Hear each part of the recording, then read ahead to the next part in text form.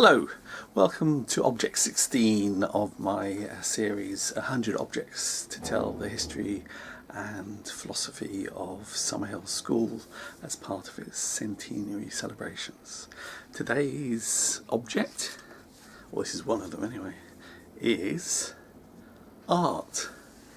A work of art. Now this work of art I bought from the South Bank,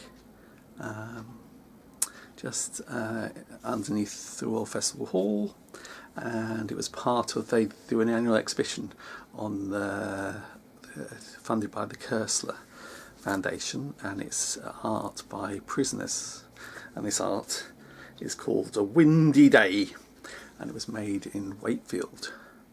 And it reminded me when I saw it with the newspaper blowing and the umbrella sort of blowing backwards, which is slightly broken sadly. It reminded me of that wonderful painting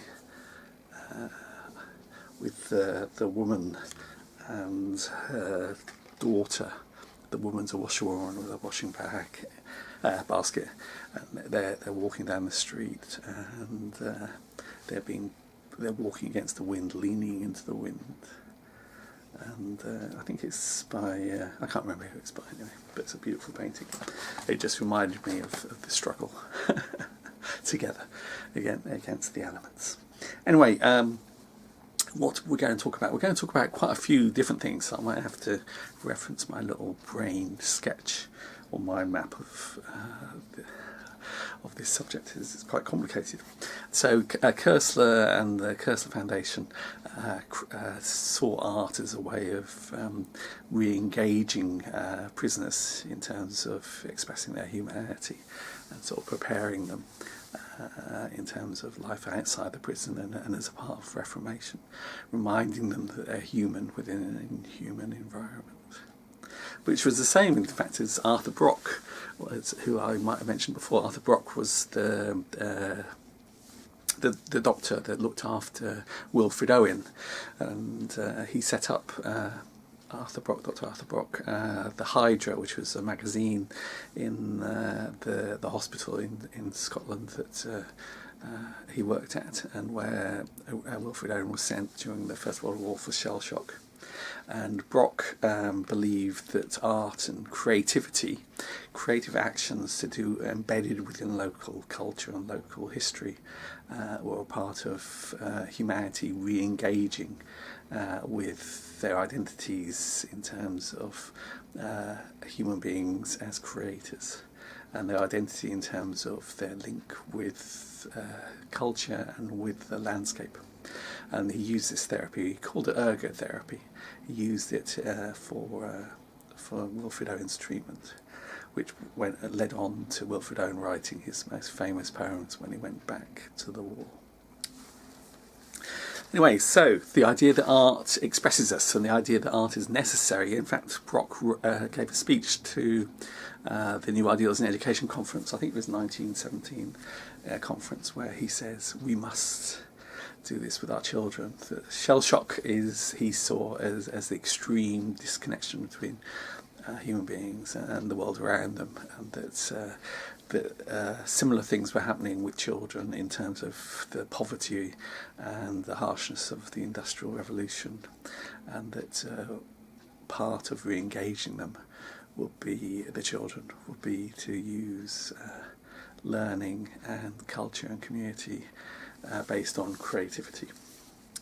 Anyway, here is a little book by John Birmingham, and it's called The School.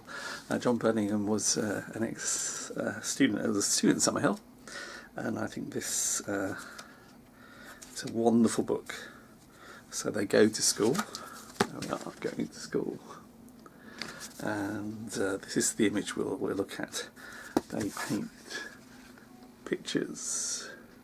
So there he is, the boy, painting pictures.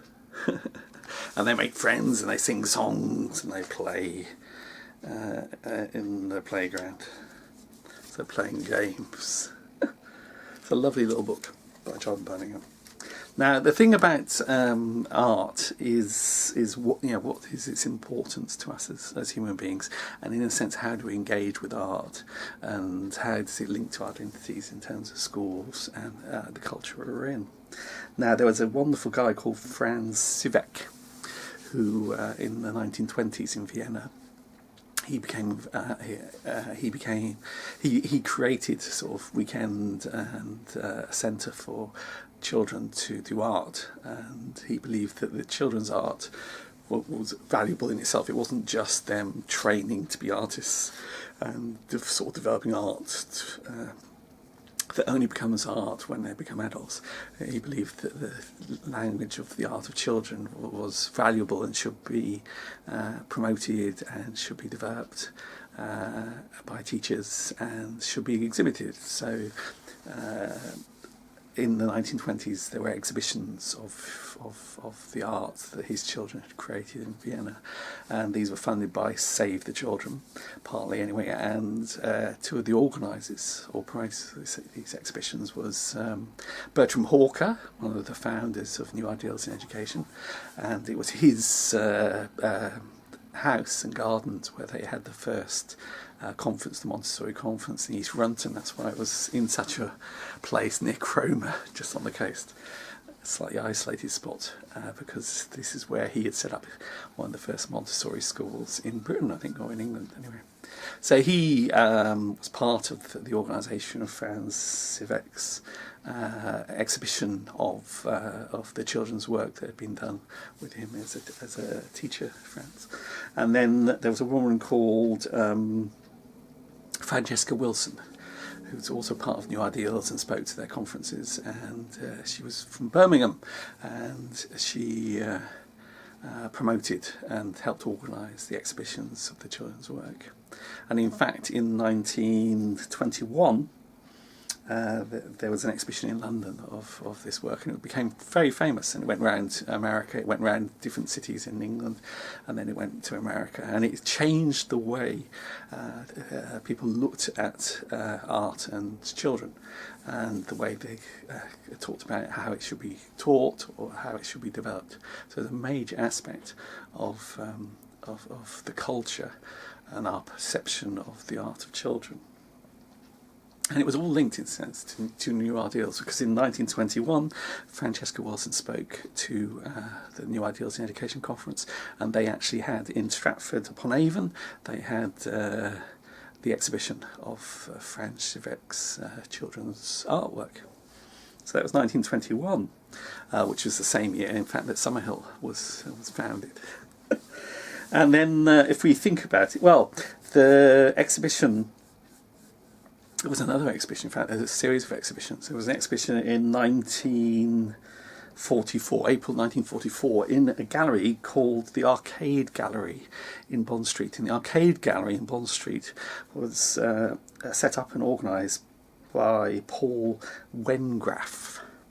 And Wengraf had a relationship with refugees and people fleeing from Germany and Nazism. And he organised an exhibition, in fact, of a woman called Freidl Dicker, who was an artist, and he wanted to try and get her to come to Europe to escape from the Germans, but she didn't. She stayed, and she was imprisoned in Theresienstadt, the model town or village that was a concentration camp, but it was used as public relations with the rest of the world. So it was set up as if it was a self-sustaining little community, but it was in fact a dreadful place with lots of children, and she taught the children art. And at the beginning at the beginning of the final episode of Civilisations, the TV series, one of whom of the presenters is Simon Schama. He starts with the art of a girl called Helena Mandalova, who was 12, and as a 12-year-old she made a lovely collage with stars in the night sky, and she used the only paper she had, which was admin forms and things in Theresienstadt. And this 12-year-old's piece of art is exhibited with hundreds of other children from Theresienstadt who did a lot with Freidl Dicker, and she saved their art. She managed to save it and hide it, and now it's in an exhibition in a permanent museum. And the art is seen to be celebrated in the TV series Civilisations as you know, the soul of humanity, and this is the character and personality of these children who were in such a dreadful place at the time, and many of whom later, including Freidl, went to their deaths in the concentration camp. So there we have the BBC TV series Civilisations sort of using children's art as the major symbol of what it is to be a human being and to develop and protect our humanity. If we go back then to Paul Wengraf, the guy who ran this gallery that Freidl Dicker had exhibited her work, that he worked with Robin Bond. Robin Bond was a teacher at Summerhill School, an art teacher, and he had some problems with Neil. I think Neil, sometimes, it happens now, that you get teachers who have great charisma or great strong, powerful personalities, and sometimes it causes problems within Summerhill. Especially if they're seen to be sort of influencing the children. This is, in many ways, there's a lot of tensions and contradictions here, because one of the ways we influence children at Summerhill is by just by sharing who we are. Yeah, it's not by teaching or having authority. It's simply sharing our enthusiasms and sharing the things we love. Yeah, and if we can do that as equals, then that's what Summerhill's about. But sometimes, if the object, the person doing the sharing as an adult, then becomes sort of a figure of leadership or of influence, then it might raise questions if that influence is too much, and if it denies choices to the children. And I think Neil would see this. Neil would see charismatic people who greatly influence the children as possibly threats to the children's own freedom to choose, even though there's a wonderful positive sense of their inspiration for the children. In fact, there's a story that I'll relate later about my work at Summerhill and as a member of staff, and how staff influenced the children when I was there. But anyway, going back to Robin Bond, he got Paul Wengraf to do an exhibition of the children's work at Summerhill, and this was in April 1944, so it was in the Arcade Gallery at Bond Street, and amongst the people who displayed their work, there were quite a few children from the school. There was the Catchpoles were shown, John and Peter Catchpole, and there was Ishbel McWhirter, who went on. So she exhibited there with the other children, and her art impressed a number of people, such that she was introduced to Oskar Kokoschka, who was an artist, and he mentored her and tutored her, and she's became a nationally famous or world famous artist from being a student at Summerhill. But the exhibition then went on to, there was another exhibition that Robin Bond did, which was in the Museum of Modern Art in America, in New York. And that was in 1948, March and April 1948. And that exhibition was about trying to show the work of children who had been involved with inspiring teachers or inspiring education systems. So This particular exhibition was by Robin Bond's students, so it would have included Summerhill students, but also he'd worked at Kilquanity, and I think he'd worked at the Art Institute Hall. So as a teacher, an art teacher, he said that his whole philosophy of teaching art was basically inspired by Summerhill and by Kilquanity and by Dartington. So he had a lot of experience of democratic education, and was sort of sharing this in this exhibition, the first exhibition, in fact, of students from England.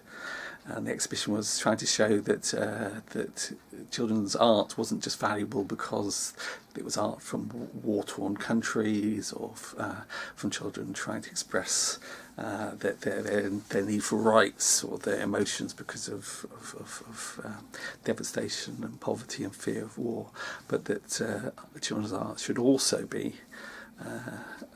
seen to be part of just education and learning and the expression of normal childhood.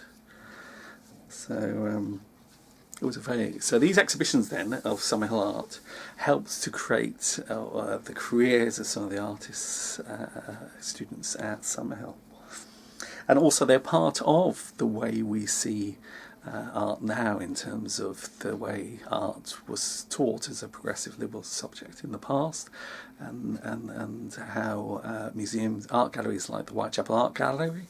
Now, the Whitechapel Art Gallery had its relationships with people like Edoardo Paolozzi and Herbert Reed, both of whom were very much influenced and had very strong, especially Herbert Reed, had very strong views about the importance and value of the art of children.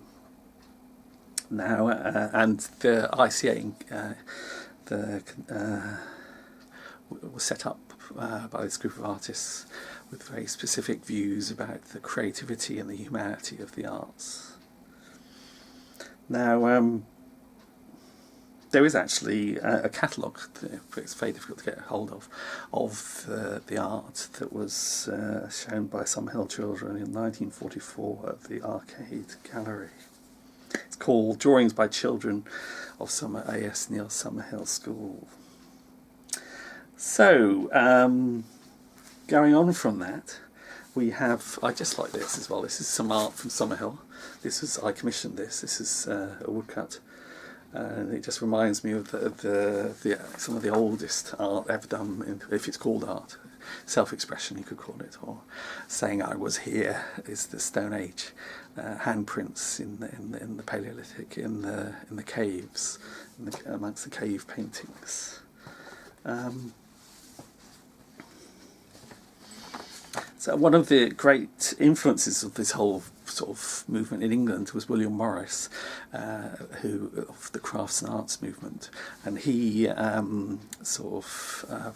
wanted culture and community to be based on humans as creators and makers in terms of crafts and art, and that this was part of our democracy and part of our cooperation and part of the defining nature of what our communities should be like. And even one of the inspectors, HMI, Mr. Wilson, he wrote a report. He was commissioned by the Department for Education to write a report on the humanities and the teaching of the humanities, and the book was sort of meant to be linked to the 1918 Education Act, the H.A.L. Fisher Education Act of 1918, which tried to increase the age at which children could leave school. In his book, Humanism in the Continuation School, which was commissioned to look at the subject of humanities after the 1918 Act, it's all dedicated to William Morris, and he even sees theatre in terms of theatre of dialect. He thinks that in Leeds and Liverpool and Yorkshire and Durham and Wales, that there would be local theatre written by local people with stories which would be industrial, or stories about and that the whole theatres would resound with the accents and the dialects of the local communities, and that would be a celebration of community. Sadly, that didn't really happen as the way he saw it should happen.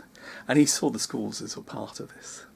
That schools should celebrate and develop and strengthen the sense of identity and community through art, through poetry, through humanities. I mean, it reminds me a bit of Lenka, who was the art teacher when I was there, because Lenka, as the art teacher, she was an ex-student and an artist, and her art room always reminded me of places that I would imagine William Morris would have loved, because it was a mixture of art and crafts and making and talking and looking and just celebrating life, and there was such an atmosphere in the art room there. I mean, the interesting thing is that Lenka had big problems with the GCSEs, because all the subjects we teach at Summerhill normally have an option of doing an exam, so that they can get a qualification that can then the students can then use within a culture that we have now, a society we have now, where everything is needs certificates and qualifications.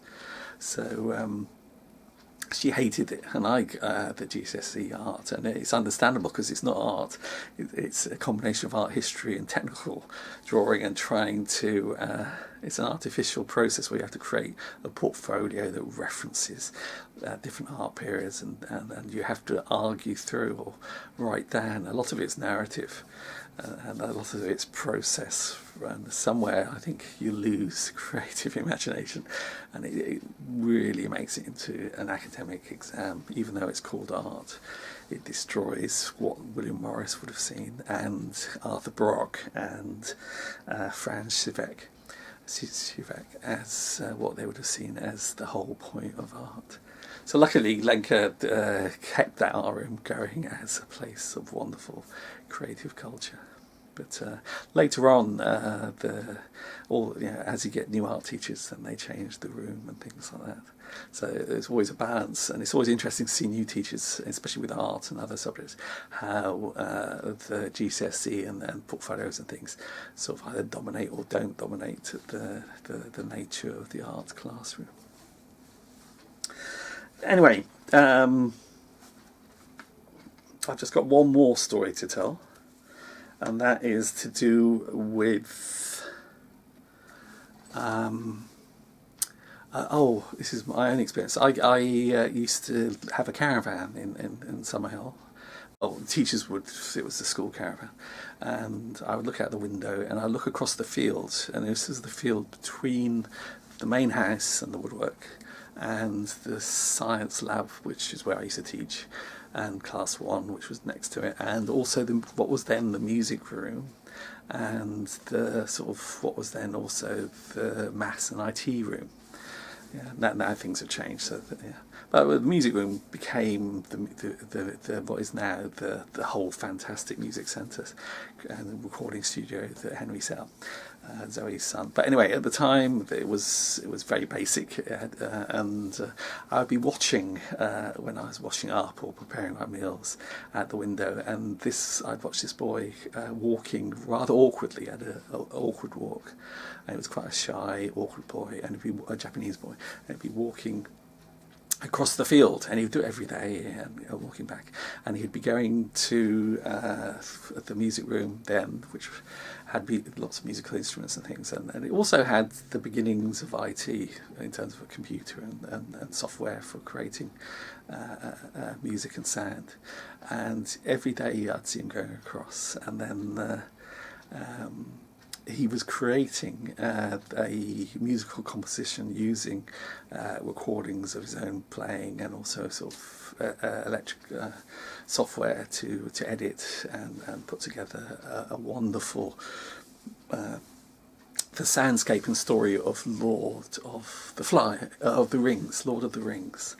And as he was doing this, he was also, I'm not sure which, in class 2 I think it was, he was making a wonderful paper model of the hobbits, where the hobbit lived in terms of the underground, and it was all with furniture and beautiful windows and all out of paper. Wonderful sculpture. It was in the window of the classroom, and I mean, just the sense that of creating art and creating music and creating this wonderful sculpture that was a result of his enthusiasm for the storytelling of Lord of the Rings and Tolkien's stories.